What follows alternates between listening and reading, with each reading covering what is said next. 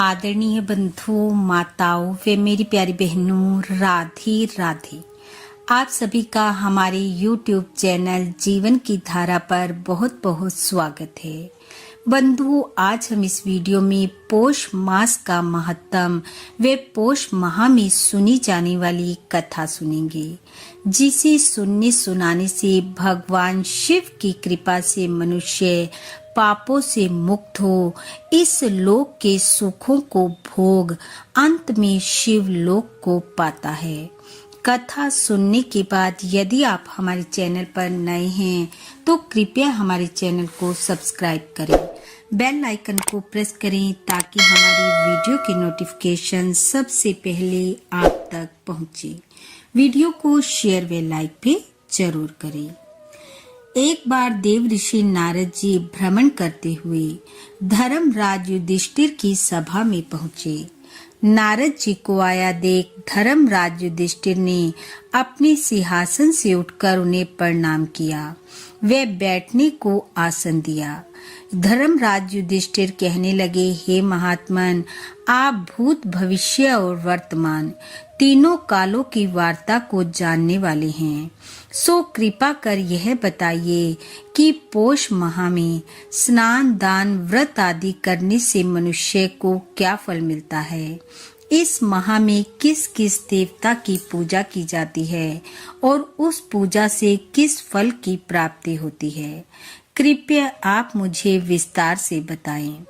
धर्मराज युधिष्ठिर की बात सुनकर नारद जी कहने लगे, हे राजन, इस मास में स्नान करने वालों को चाहिए कि प्रातः ब्रह्म मुहूर्त में उठकर शौच स्नान आदि से निवृत्त होकर नित्य नियम करके षोडशोपचार विधि से भगवान का पूजन करें। स्नान करने वाले को ब्रह्मचर्य का पालन करते हुए दूसरे की निंदा चुगली से बचना चाहिए, असत्य नहीं बोलना चाहिए, दुष्टों की संगति नहीं करनी चाहिए, सदैव सदाचारी पुरुषों की संगति में रहना चाहिए।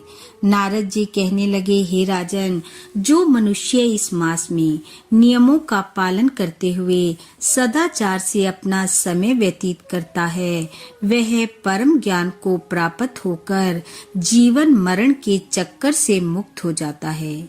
उसके लिए मोक्ष का द्वार खुल जाता है। हे राजन, पौष मास में भगवान विष्णु और भगवान शिव दोनों का ही पूजन होता है। भगवान विष्णु का षोडशोपचार विधि से पूजन करने वाला मनुष्य अगले जन्म में राजा के घर जन्म लेता है। वह भगवान शिव को जल दूध अर्पित करने वाला इस पृथ्वी लोक के सभी सुखों को भोगकर अंत में शिव लोक को जाता है।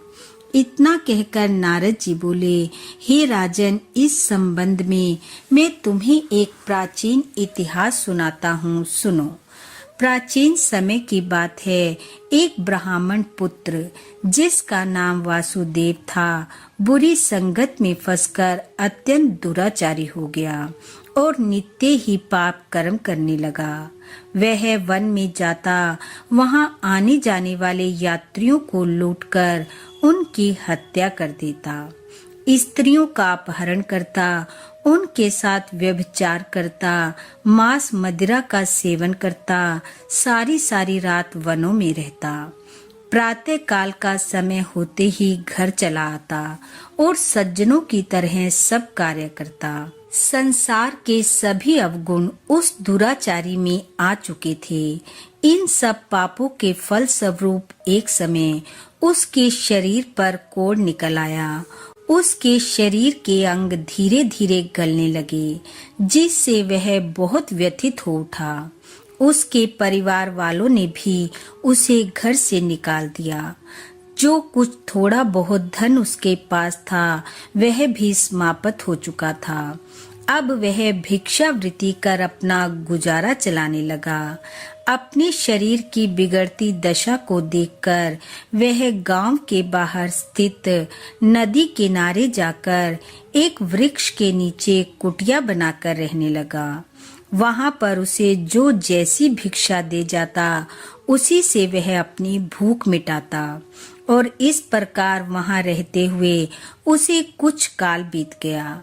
वह नित्य प्रति नदी से जल लाता और कुटी के पास पड़ी हुई एक शिला पर रख देता। जब वह जल शिला पर रखता तो कुछ जल उसके हाथ से उस शिला पर गिर जाता। यह उसका नित्य का कर्म था। इस प्रकार एक समय पौष मास आ गया और वह इसी प्रकार कार्य करता रहा। पौष मास पूरा होने को आया। पूर्णिमा का दिन था। वह नदी पर गया, स्नान किया, जल लाया, शिला पर रखा। जल शिला पर गिरा और कुछ समय बाद ही उसके प्राण उसके शरीर से निकल गए। उसी समय यमराज के दूत उसके सूक्ष्म शरीर को पाश में बांधकर ले जाने के लिए आ गए कि सहसा आकाश से एक सुंदर विमान उतरा और उनमें से शिव दूतों ने उतरकर यम दूतों से कहा, यह नरक में नहीं जा सकता। इसने पुण्य का एक बहुत बड़ा कार्य किया है। यमदूत कहने लगे, इसने आयु पर्यंत बड़े बड़े पाप के कार्य किए हैं, कोई धर्म का कार्य नहीं किया, अतः यह नरक में ही जाने के योग्य है। यमदूतों की बात सुनकर शिवदूत कहने लगे, इसने पौष मास में भगवान शिव पर जल चढ़ाया है। यह शिला जो तुम देख रहे हो, यह शिवलिंग है जो कि बहुत दिनों से यहाँ विराजमान है। इस भेद को कोई नहीं जानता था, इस कारण इसकी पूजा नहीं होती थी। लेकिन इस ब्राह्मण ने पौष मास में इस शिवलिंग को जल से सींचा है, चाहे यह इसने अनजाने में ही किया है, परंतु पौष माह में इसके द्वारा हुए भगवान शिव के जल अभिषेक ने इसे यमपुरी जाने से रोक दिया है। अब यह शिव लोक को जाएगा। यह कहकर भगवान शिव के दूत उस ब्राह्मण पुत्र वासुदेव को विमान में बिठाकर शिव लोक को ले गए। यह कहकर नारद जी बोले, हे राजन, इस प्रकार मनुष्य को पौष माह में भगवान विष्णु व भगवान शिव का पूजन अवश्य करना चाहिए और भगवान से प्रार्थना करनी चाहिए कि हे प्रभु, मेरे सब पापों का नाश करिए और मुझ दीन पर कृपा करिए, जिससे मैं मोक्ष पद को प्राप्त हो जाऊं। इस प्रकार धर्मराज युधिष्ठिर को पौष मास का महत्व सुनाकर नारद जी नारायण नारायण करते हुए अपने लोक की ओर चल पड़े। बोलो विष्णु भगवान की जय, बोलो महादेव भगवान की जय। बंधुओं, भगवान श्री हरि व भगवान महादेव की कृपा आप व आपके परिवार पर सदैव बनी रहे। आपका घर आंगन खुशियों से महकता रहे। इन्हीं शुभकामनाओं के साथ आप सबका बहुत बहुत धन्यवाद। राधे राधे।